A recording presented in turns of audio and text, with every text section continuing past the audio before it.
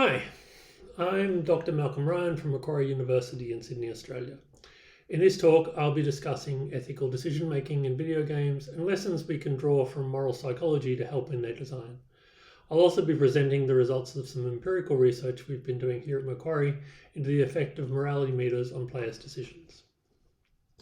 So as a brief outline of my talk, first I'll introduce myself and the team that I work with at Macquarie and the kinds of research that we're doing.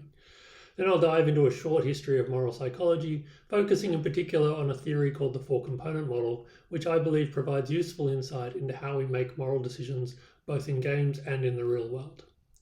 From this, I'll go on to present four lenses for thinking about the design of ethical decisions in games based on this theory. I'll illustrate each lens with examples from existing games. Finally, I'll conclude with some interesting results from a recent experiment we've been conducting where we've looked at how morality meters affect players' decision making. First, a little bit about me. So I am a teacher, researcher, and game designer. I am the program leader of the Game Design and Development program at Macquarie University, and I also lead the Serious Games Research Network, which is a collection of researchers from different academic backgrounds interested in the use of games for education, advocacy, and health. In my spare time, I develop and publish my own games under the banner of Words on Play. I've designed a couple of mobile games and a tabletop card game. My main research area is exploring how players make ethical decisions in games and how games can be used as tools for ethical training. In this project, I work with a team of academics from a variety of different backgrounds, including Dr. Dan Staines, Associate Professor Paul Formosa, Dr. Mitchell McEwen, Dr. Stephanie Howarth, and Associate Professor Jane Messer. As you can see, we come from a variety of different backgrounds, including philosophy, psychology, cognitive science, computing, and creative arts.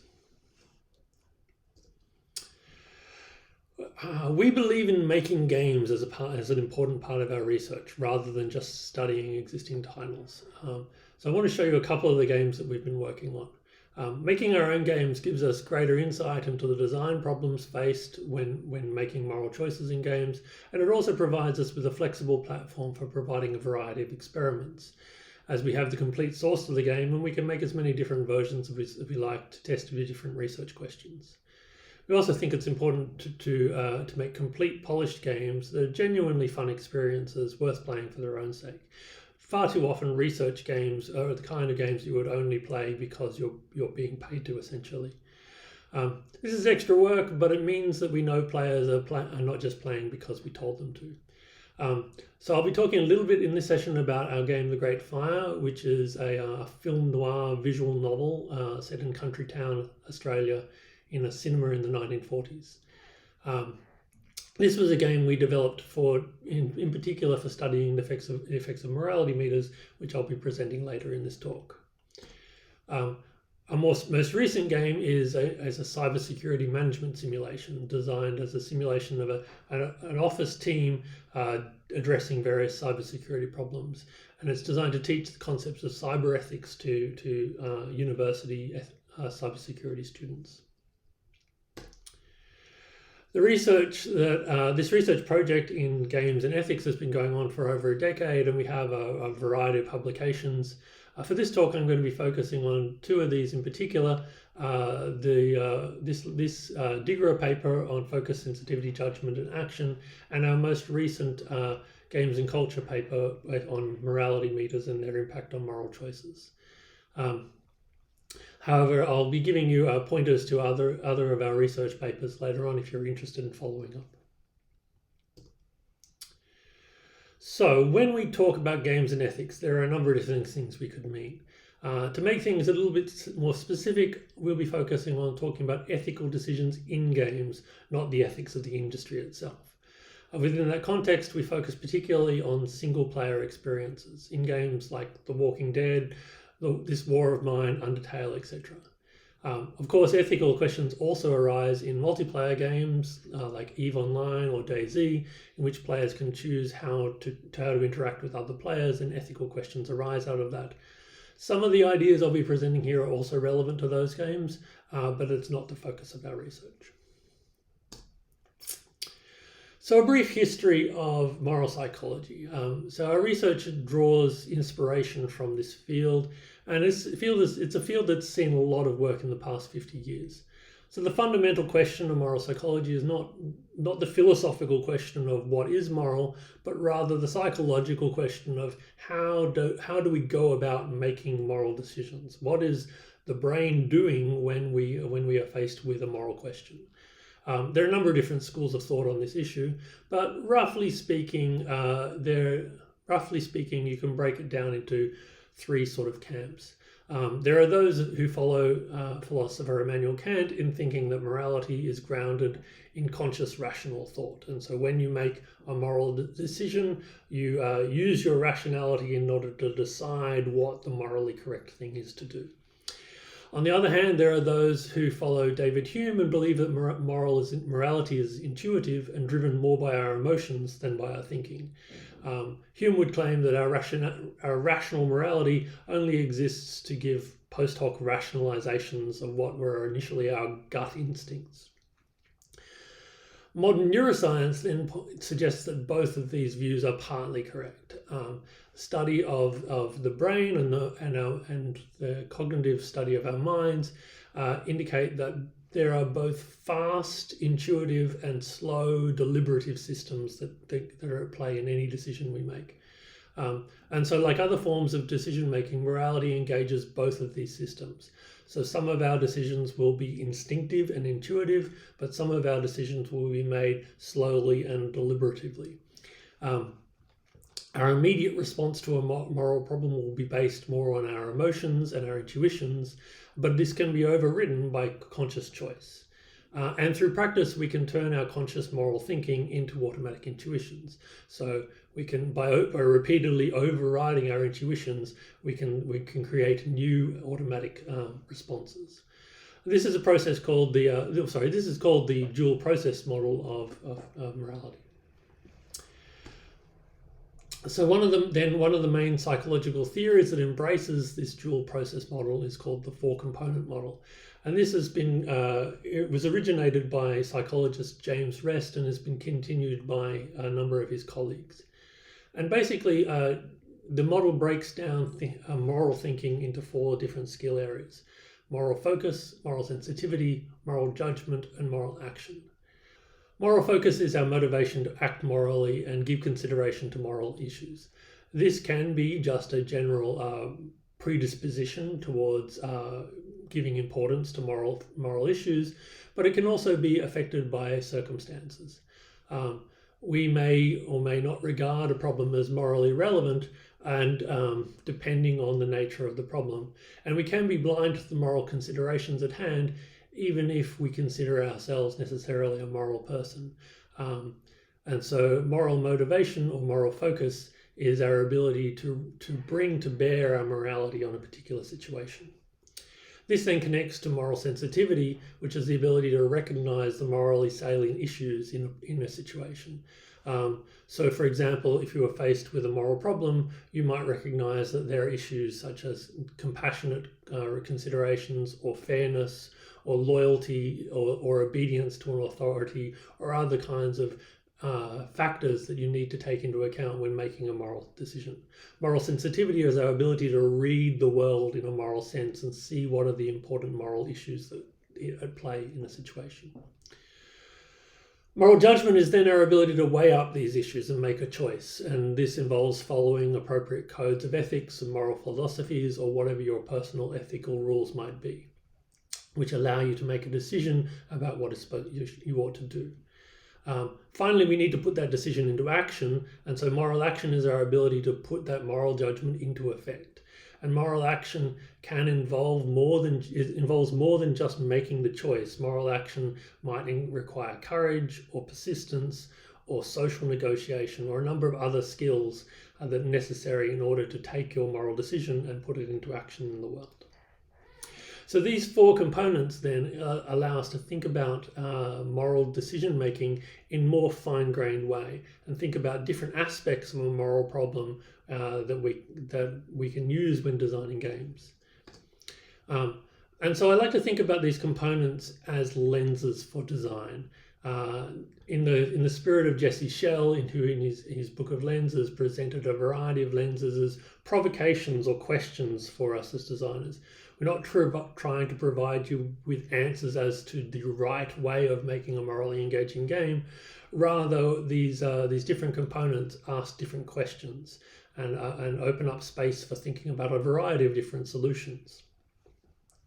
So I want to look at each one in turn and think about the considerations that each lens will, so the kinds of questions that we should ask ourselves when designing games according to each lens. So first, the lens of moral focus. The lens of moral focus asks us, why should morality be a priority to the player?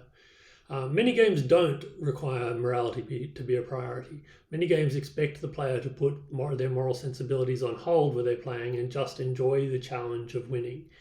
And so if you want your player to engage morally with your game, we need to invite them to play and play reflectively and consider the moral significance of their actions rather than just whether they're going to win or lose. This can be done in a variety of ways. For example, putting the player into a position of moral authority can engage their moral focus. The Walking Dead, for example, does this by making you a mentor and a guardian to young Clementine. When you make decisions in the game, you're informed that Clementine will remember this, and you become more aware of the moral significance of your actions when seeing them through her eyes. Another way to engage the player's moral focus is by humanizing the other characters in the game, allowing the player to witness the emotional effect that your choices have over other characters. Many games, again, have the opposite effect of dehumanizing their non-player characters, and we're invited to treat characters more as expendable units rather than as humans in their own right. The Darkest Dungeon is a very interesting example of a game that explores this tension between characters as units that we use in order to achieve our goals and characters that have their own personalities and their own inner worlds who are affected by our decisions. Mechanically, you're invited to treat characters as weapons that are thrown mercilessly against your enemies. However, the dialogues that the characters produce along the way and the way that they respond to situations imbues them with individuality and personality. This can make the player reluctant to sacrifice a party member with whom they've built a long-term relationship throughout the game. And this is one of the key moral questions of Darkest Dungeon, is how do you balance this sense of these characters as people and these characters as units that you're using in achieving your goal. Another way to engage moral focus is by offering, obviously, direct feedback on the player's decisions, either through an explicit morality meter or through NPCs who respond to the player's choices, and it may affect the player's reputation. As we'll show later, morality meters can have interestingly mixed effects on the player's moral focus. So then the lens of moral sensitivity asks us, how does the player recognize moral significance in the game? The main question here is, how obviously are the moral issues signposted to the player? Very common form of moral decision is the branching dialogue choice in an RPG, such as Mass Effect or The Walking Dead. Often in such games, the moral decision is laid out for the player with cases made for and against each side of the choice, so there is little call for moral sensitivity. On the other hand, it is possible to design choices more subtly. My favorite example of this comes from the game Firewatch. The overarching question in that game is essentially whether the protagonist is going to stay faithful to his sick wife or pursue a new relationship with another woman that he's just met, significantly called Delilah. As a first-person game, you never actually see the protagonist's face, but you do see his hands throughout the game. And at the beginning of the game, the character is wearing a wedding ring. Towards the middle of the game, you wake up one day without your ring on, and if you look around the hut in which you're sleeping, you can find it on a table. And at that point, you're presented with the choice, very simple choice, of whether to put your ring back on or put it back down on the table. As far as I'm aware, this choice has no effect in the game other than from that point on, your hands are seen with or without the ring. However, it has a great significance to the player as it represents a decision as to whether or not you're going to hold on to the marriage or whether they put the marriage aside in order to pursue a new relationship. I find this a very interesting moral choice because it isn't scaffolded at all in the sense of telling you what the choice might mean or what the different sides of it are. It's very much presented as the simple act of putting on a ring or taking it off, and yet is imbued with a much greater significance. From a design perspective, it's remarkable how such a big decision can be offered with almost no signposting in this sense. An alternative to this sort of scripted moral choice is to build moral significance into a systemic game. For example, by making economic decisions about resource allocation in a simulation game like SimCity. This can give the player a much broader range of alternatives to explore, but it also restricts our ability to present commentary on the morality of the player's action. And so it leaves it much more up to the player to interpret the morality of what they're doing and without an explicit narrative to highlight the relevant issues and provide moral feedback. The lens of moral judgment then asks us, how does the player choose what to do? Given the information that they know about the situation, what are their options and what are they going to choose to do? The big question here is to think about whether you're creating true moral dilemmas or whether you're creating what we would call moral temptations. A temptation is a choice between a moral outcome and an immoral outcome. Sometimes this is weighing up self-interest versus the interests of others, for example, getting a payoff for doing something which harms other people. Or else it could be actually deliberately choosing an evil path for the sake of roleplay, deliberately choosing something that causes suffering to others. Experimental evidence looking at this kind of choice in video games shows that players will almost always choose the good alternative in such a decision, at least on their first playthrough. So an important question to consider when designing such a situation is whether having an evil choice is a good option at all, given that the majority of players will not choose that option. An example of this kind of choice is the power of the atom quest in Fallout 3. In fact, and I find this a particularly egregious example. The player in this quest is asked to choose whether to disarm or detonate a nuclear bomb in the middle of a populated town. There is very little real motivation for detonating the bomb except for a kind of cartoonishly wicked delight in mass murder. On the other hand, a much more nuanced example from the Oasis quest shows how you can design a moral dilemma with multiple alternatives that all have moral weight. In the Oasis quest, the player is asked to assist a character, Harold, with ending his own life. Now, Harold has reasons to want to die, but there are also a variety of other NPC characters who live in and around Harold and who rely on him for various different reasons. These characters will present different points of view as to whether Harold should live or die, with moral reasons in support of both choices. This makes for a much more interesting and nuanced choice for the player, because there is no simple good choice, no obvious good choice here. There are arguments for all the alternatives, although they still couldn't resist adding a cartoonishly, evil choice of killing Harold with as much suffering as possible. The force of moral judgment can be reinforced also by repetition and variation. So often in these kinds of games, we face a wide variety of different choices and which don't really relate to one another very well. But we can create more ethical continuity by repeating the same choices or giving choices with different variations on the same theme. For example, if the players are willing to steal in order to save a dying child, are they also willing to steal to save a condemned criminal? By creating different variations of the dilemma, we encourage the player to establish an ethical identity for themselves over time and investigate the line between what they are willing and unwilling to do. In a similar vein, we can consider how a moral choice is presented. Are we presenting the choice as a single big choice or as the cumulative result of a number of small choices?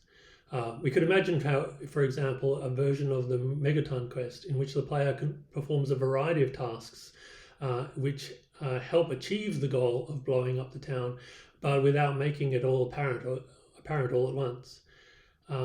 Instead, it could be a series of seemingly innocuous crimes that really have no victim, which makes the player slowly complicit in the eventual destruction of the town.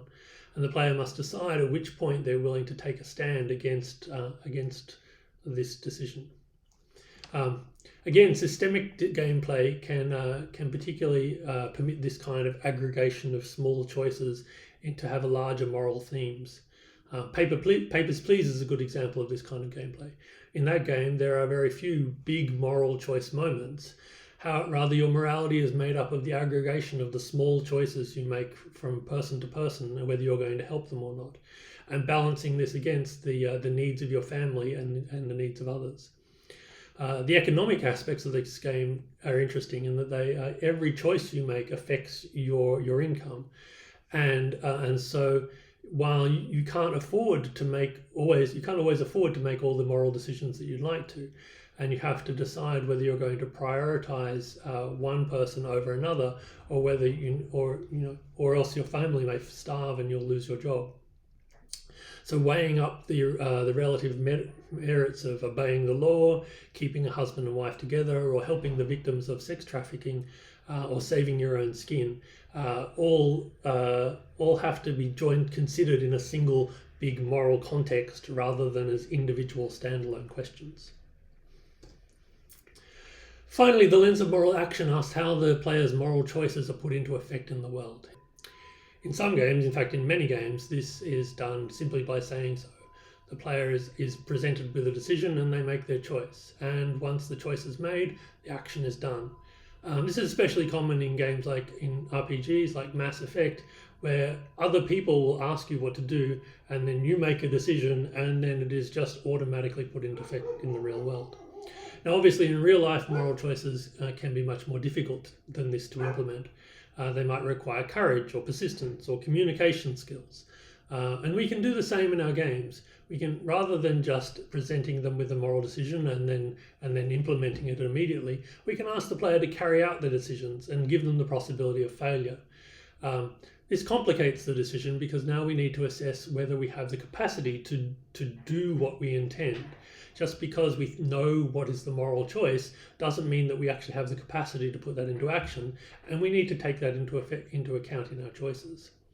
A game that illustrates this in an interesting way is We Should Talk by Whitehorn Games.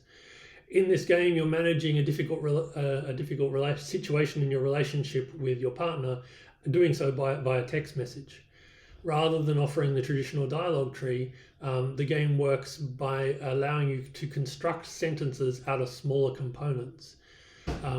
You're more restricted in what you can say, but you have a greater scope in how you can express them by choosing particular words to express an idea. And this means that you can express yourself with different kinds of emotion. You can be cool and detached, or you can be playful, or you can be kind of upset or express other kinds of emotion. Making the right choice in terms of what you want to say to your player has to engage your social skill of reading the tone of the message and considering how it might be taken by the recipient. You can have all the best intentions in the world, but screw things up by a carelessly chosen word, which makes the moral action much more challenging and much more engaging.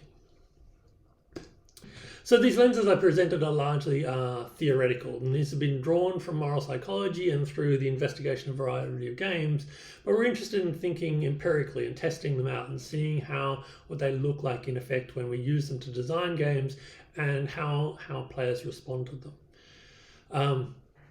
And so we've started doing a variety of experiments by creating games with different design interventions and seeing how they affect players' decision making. One question that is often debated both in academic and industry contexts is around the use of morality meters or karma meters as a visible gauge of player morality. Typically, these represent the player character's morality on a spectrum between some range of heroically good and despicably evil. Some actions the player takes will carry a morality score, which adds or subtracts points from the meter depending on whether the action is deemed good or evil. These meters are obviously contentious. On one hand, they prompt moral motivation by showing that morality matters in the game, and they ask the player to consider the moral value of their actions. On the other hand, they're often accused of oversimplifying morality and reducing it to just a point scoring exercise. And so players are driven to optimize their score rather than choose what's right for its own sake. We're interested in exploring this question experimentally and seeing exactly how does a morality meter affect a player's experience of the game, and how does it affect the choices that they make in the game. I don't have time to present the entire experiment here, but I'll share with you a couple of its more interesting insights. So as I said earlier, the game The Great Fire was designed for this experiment. The Great Fire is a visual novel game, and it includes 8 key ethical questions where the player is faced in making a choice between 2 options. For this presentation, we'll focus on the effect of the morality meter on these choices.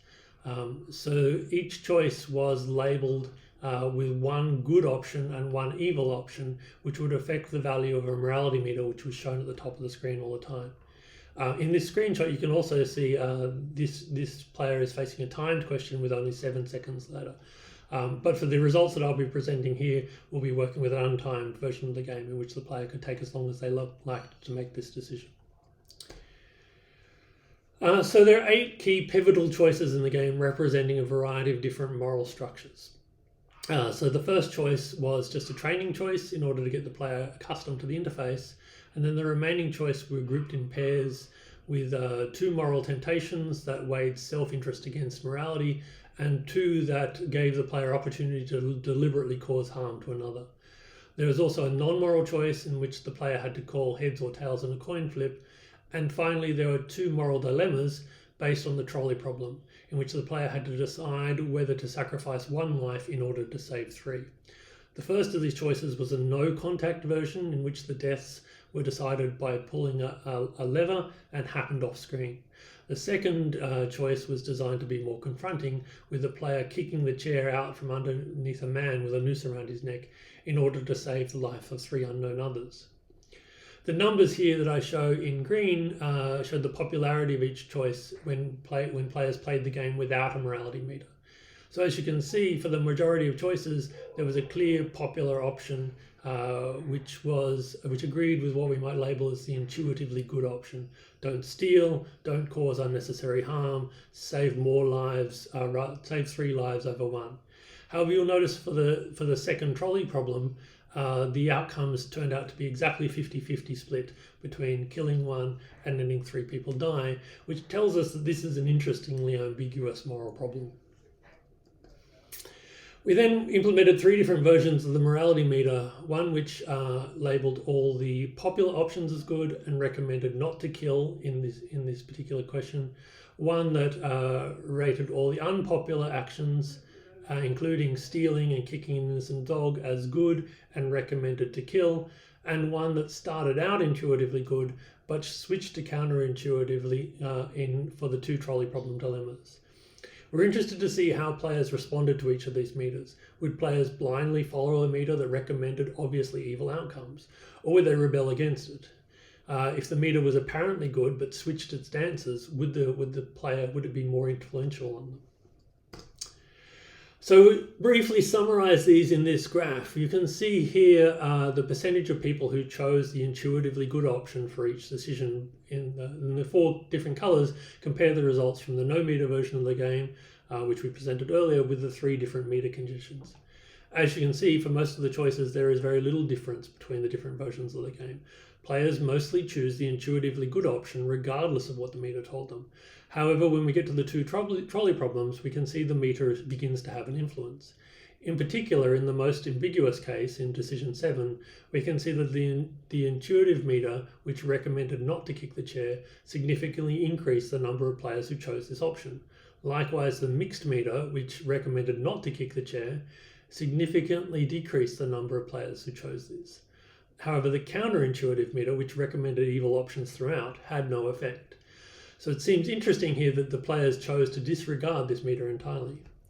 The meter, however, was not entirely without influence. If we look back to decision 4, which was the non-moral choice, where the player was calling heads or tails on a coin flip, the counterintuitive meter recommended that the players call tails instead of the more popular choice of heads.